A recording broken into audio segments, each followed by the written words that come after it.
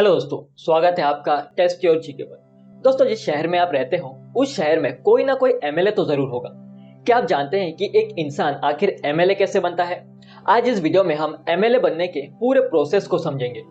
तो चलिए स्टार्ट करते हैं। Number 1, constituencies. इंडिया के हर एक स्टेट को छोटे छोटे एरियाज में डिवाइड किया गया है और इन एरियाज को कहते हैं असेंबली कॉन्स्टिट्यूएंसीज।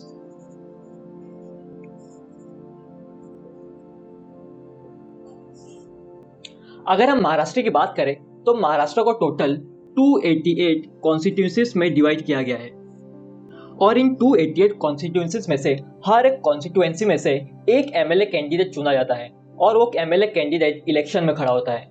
इसी तरह दूसरे स्टेट्स को भी अलग अलग कॉन्स्टिट्यूएंसीज में डिवाइड किया गया है। दूसरा, एलिजिबिलिटी।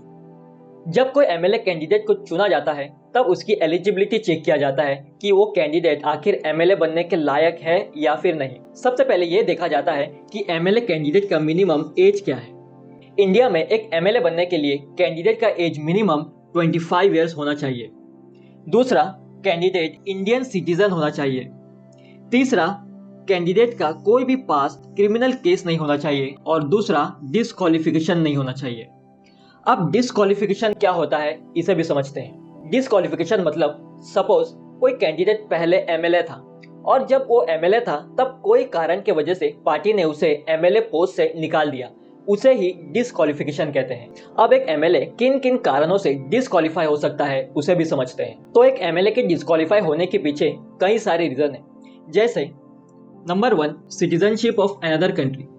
अगर कोई व्यक्ति एमएलए रहते समय दूसरे देश का नागरिकता लेता है तो तब भी उसे डिस्क्वालीफाई किया जा सकता है। दूसरा, चीटिंग ड्यूरिंग इलेक्शन। अगर कोई व्यक्ति इलेक्शन के दौरान चीटिंग या फिर करप्शन में पकड़ा गया तब भी उसे डिस्क्वालीफाई किया जा सकता है। तीसरा, if found culprit in any crime. अगर कोई एमएलए किसी क्राइम में दोषी पाया जाता है तब भी उसे डिस्क्वालीफाई किया जा सकता है। चौथा, office of profit. Office of profit मतलब कोई एमएलए जिसके पास सरकारी नौकरी भी हो और सरकारी नौकरी के साथ साथ वो एमएलए भी हो, उसे ही ऑफिस ऑफ प्रॉफिट कहते हैं। अगर इसमें वो पकड़ा गया तभी उसे डिस्क्वालीफाई किया जा सकता है। Number 5, works against party. अगर कोई एमएलए अपने ही पार्टी के खिलाफ काम करने लगे फिर भी वो डिस्क्वालीफाई हो सकता है। Number 6, wrong information during nomination form.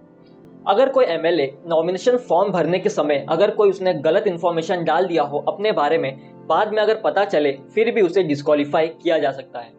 तो ये 6 कारणों से एक एमएलए डिस्क्वालीफाई हो सकता है। अब हम तीसरे पॉइंट को समझते हैं। Number 3, nomination. कैंडिडेट को इलेक्शन में खड़ा होने के लिए अपना एक नॉमिनेशन फॉर्म भरना होता है।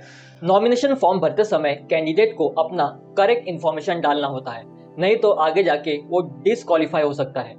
और नॉमिनेशन फॉर्म भरने के बाद उसे कुछ सिक्योरिटी अमाउंट भी डिपॉजिट करना होता है। Number 4, election campaigning.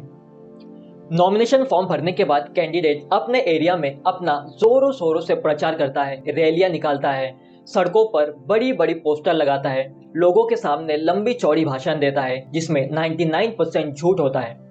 फिर पब्लिक में जाता है, लोगों को कहता है आप हमें वोट दो, हम आपके लिए ये करेंगे वो करेंगे।